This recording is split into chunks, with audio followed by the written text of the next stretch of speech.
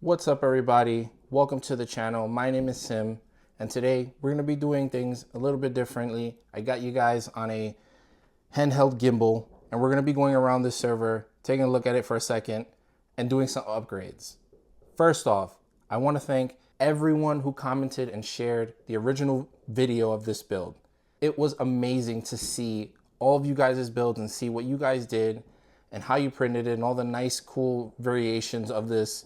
I cannot express how cool that is, honestly.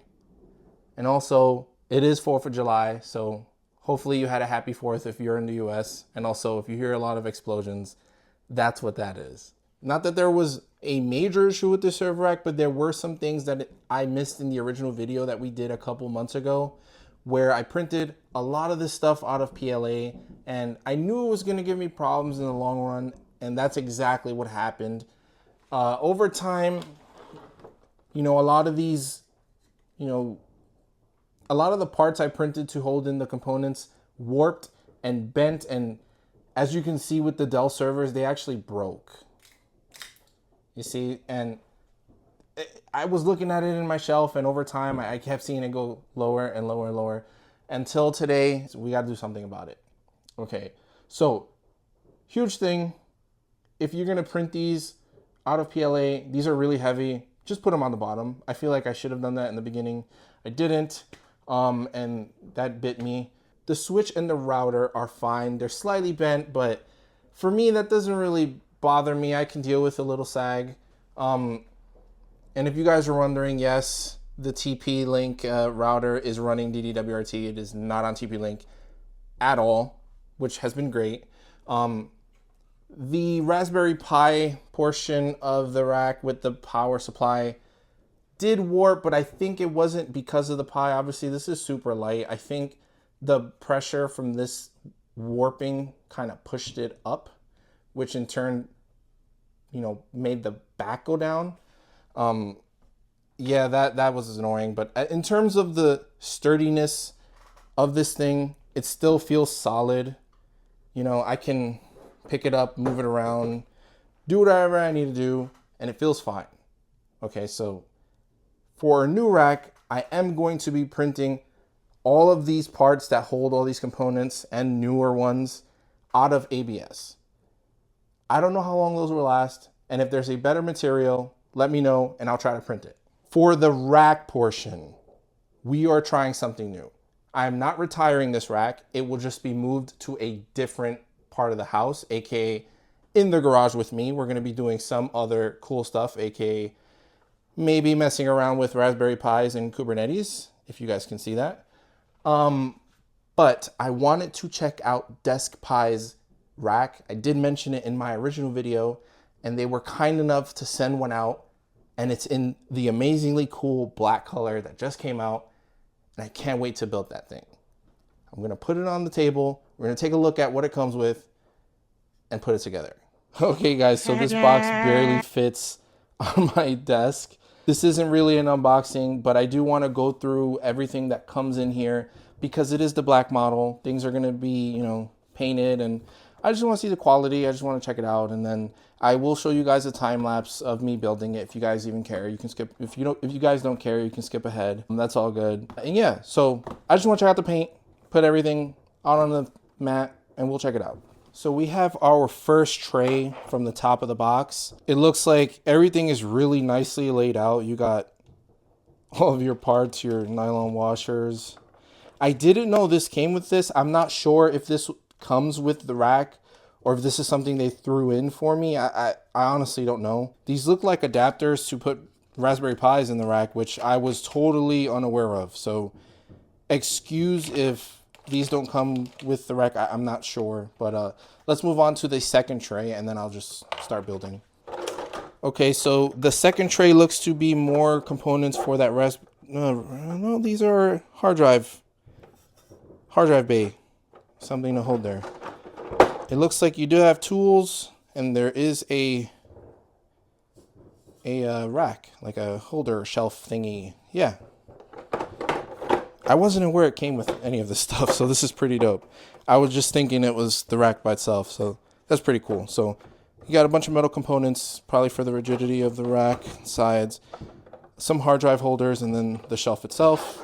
Okay, and then for the final tray that's in there, you do have the rack handles. These look like the plexiglass sides, which is nice. This is the type of stuff that I assumed would be coming with the rack. I didn't know there was all that other stuff, so that's pretty cool. That's pretty dope. So I'm gonna start building it. We actually have more stuff in the box, so one moment. This looks to be the actual rack structure. Okay, so this makes more sense. I was a little confused taking out the original parts on the top there. I'm not sure if this is a SKU. I will check their website to see, because I'm a little bit confused. I was just thinking I was gonna get the rack, so we'll cut right in and I'll let you guys know what I find. Okay, so after a quick Google search and rechecking the listing for this thing on their website, it seems like it does come with all that stuff, and I had no idea. So props to them. I thought it was just a rack. So in the T1 kit, you do get all this stuff, and that's amazing.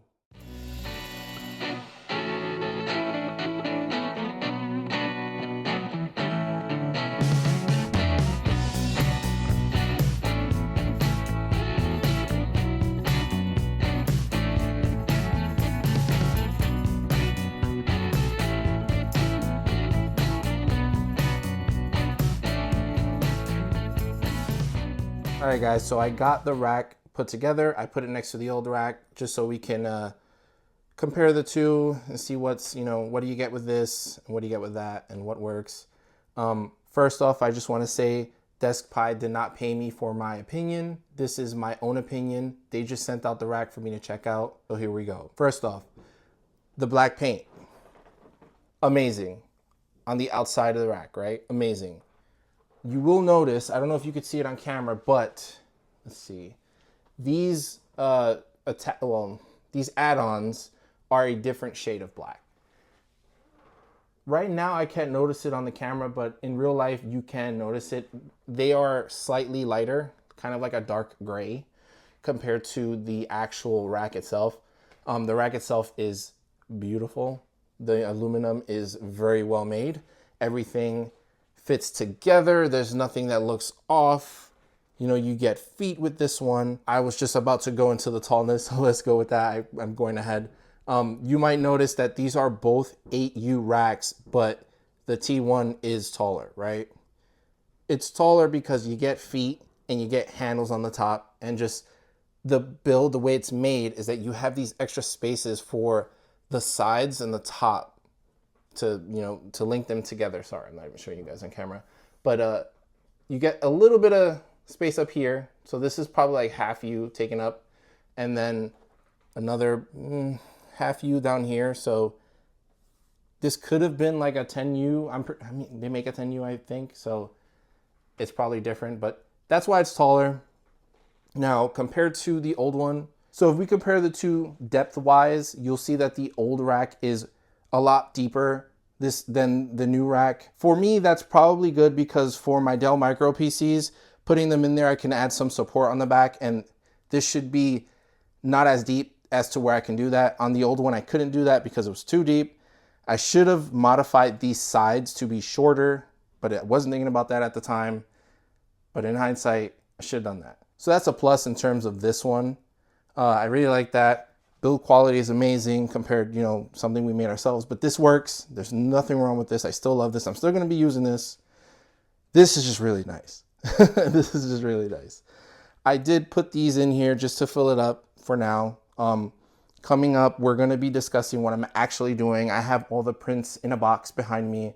I'll put them on the table and we'll take a look and we'll discuss on what I'm going to put in here. Okay guys, so this is the majority of all the new stuff that's going in the new rack. I'm just making some slight changes just to organize things. So first I have the lab stack. I don't know if you guys ever heard of this. This was shown in a Jeff Geerling video. I forget the name of the person he's working with, but I will link them in the description below so they get the credit that they're due. Essentially, you print this bracket, it's 2U, and you can print modules that hold various things like JetKVM and Raspberry Pis. So my plan is to use at least 2 or 3 of these full of Pis. Since I did have a Pi hole as my DNS. I just want to clean that up. I'll put them all on these, and then we can maybe use the Kubernetes cluster in there, and then have more, more Raspberry Pis for other things. Just regular, blank for airflow. I'm going to be recycling these network ports that I have on the top. This is, I think, actually from DeskPi. But yeah, I'm going to be taking this from the original rack. That's an extra Pi holder for the lap stack. I did end up reprinting all of these in ABS. This is actually a new micro PC that I purchased. This is going to be my Proxmox machine. I'm going to be trying that out, see if I like it. It does fit in the same carrier as the old machine. If you guys could see, I did move the Dell logo. I realized on the older ones, you can't do that. They're just plastic. This is all one piece. You can't really do that. So for all of you guys who kept telling me about that, I tried. I couldn't do it. But yeah, I reprinted the network holder for our DDWRT router. Since it's ABS, it does kind of shrink a little bit, so it's extra tight. I don't feel like it's going to crack or anything. It's just really snug in there. And I don't know if you guys noticed, I got this really nice texture on it. That's because I got a new 3D printer, a while before making this video. So all of my prints that were on that printer have this nice texture. Unfortunately, this was printed on a CR10, so it doesn't have quite the same texture because this was too big to print on my new K1. I actually just printed it on the CR10, but yeah. So next clip you guys are going to see, oh, actually one more thing. I did make these. These are a modification of a previous thing that I found on Thingiverse. And this is just going to hold up our Dell servers in the back because this is not a very deep rack, so I can just put that on the back. I just to prevent anything from happening because I'm paranoid now. I think it should be fine, but if you guys are interested in this, I'll put my remix on Thingiverse or wherever you share prints. In the next clip, you're going to see everything here put together in that rack, and we're going to talk about it. Okay, guys, so it's been a couple days since the last clip you guys saw. I am still waiting for a couple things for this build, but I just want to close it out here so I can deploy the stuff and get to working on the software side because there is a lot going on here, and I will explain that right now. So on the top, we have some Ethernet keystones. I do have things that run to this cabinet to get, internet access, network access, like Apple TV consoles that are in that same area, stuff like that. Then I, obviously have the switch going to those. This is my wired router. Now we get to all the changes I've made. I've got 6 Raspberry Pis here, right? And what are these for? I'm going to be learning a lot about Kubernetes and Kubernetes clusters. So I will have the main Raspberry Pi here, and these are all the slaves. The older one that's here, the Raspberry Pi 3, this is it's still gonna be my Pi hole / VPN. That's why it's on the side. I will be in the future running these on PoE. This is a PoE switch. I am just waiting for the hats to arrive. They get the network access from here. That goes to the back to the, this top area where the switch is and everything. So that's how that's gonna run. I have this power adapter here. If I don't get those PoE hats in time, I might just run all the Pis off of this. This can provide 100 watts. If not, that's just gonna be for external stuff that's in the rack, pretty much like sensors or what have you that are on the sides. Then I have my 2 Dell mini PCs. The top one is my new one. This is a 8-core 8th gen i7. Then at the bottom, we have our 7th gen i5. This is my old server. It's running Open Media Vault. I do have external drives, like a small RAID enclosure that this connects to.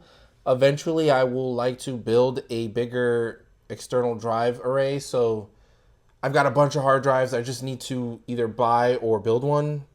That is something I definitely need to do. I have a ton of 2 terabyte drives that were given to me by a friend, and I want to use them. But for now, I'm just using a 6 terabyte dual drive RAID enclosure that connects to this via Type-C for storage. In the future, I would like the top one here to be the main server. With Proxmox, I'm going to be moving away from Open Media Vault just because I want to run virtual machines and things like that that I can't do on Open Media Vault. It's worked, but the setup right now isn't optimal for what I want. So I'm going to be learning how to deploy Proxmox and do all that stuff. I'm just going to cut in because I want to show you guys what I have going on in the back here. It's not deployed, so there's not a lot of stuff in it, but I just wanted to explain some stuff. For these Dell mini servers, I did add these supports just in case they, bow down in the future, because it's going to be hot in that little cabinet I have it in. So I took a print that I found. It was a support. It was much bigger than this. I cut a lot of it off, and then I added this kind of like slit here so I can adjust it to the height of the Dells without being stuck to the holes that were there. So I did that on both. You can probably do both sides if you want, but I figured one is fine. I mean, this is PETG, so it's pretty stiff. This is my power supply for the PoE switch that I will be using to power these. As you can see, I don't have the hats yet. I'm still waiting on those. I had to order those online. We have all the area up here where all my stuff comes in, all my Ethernet for various devices that are in that area.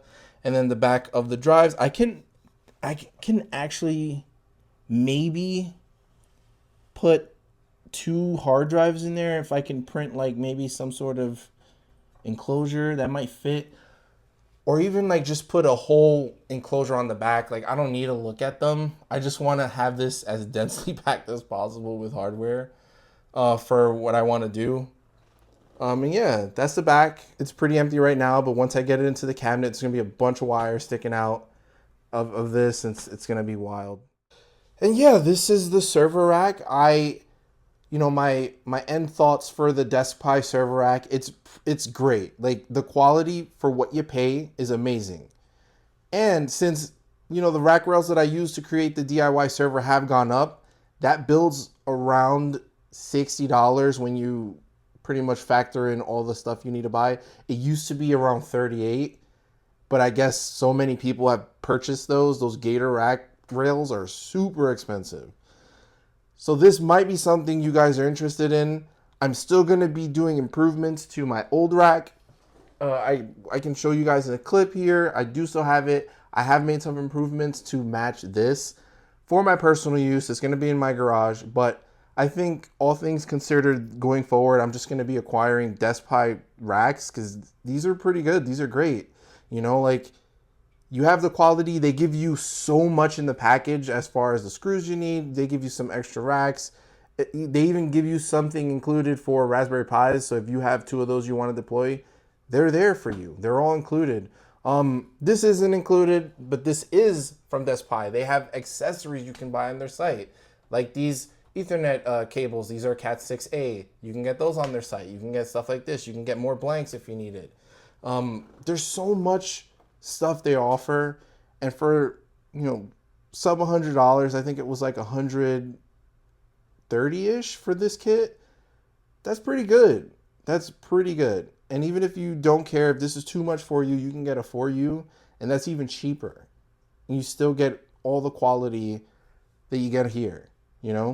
So thank you to DeskPi. Thanks for sending this out. I really enjoy it. I can't wait to deploy this in my room and connect everything up and get to learning and see what I can add, what I can change in the future, and what accessories I can put into this thing to make it even more functional. Special thanks to everybody who made it this far into the video. I want to say thank you for subscribing. Thank you for commenting. I really appreciate it. Special thanks to DeskPi for sending this thing out. This thing is way better than I ever thought it was. And now with the price of everything online and the price of the rack rails, my build is kind of null and void because it's only a couple bucks short of this, about like 40 bucks now. So this thing is great, and I highly recommend it to anyone who's looking for a mini rack and wants to dip their toes in. They've got the new tiny one that I want to check out. Hopefully we can get that sent to us, but for now I am loving this rack and I cannot wait to use it. So I'm gonna get to installing this so my wife stops yelling at me about the internet, and I'll let you guys know what's going on. later on. See you guys. Thanks for watching.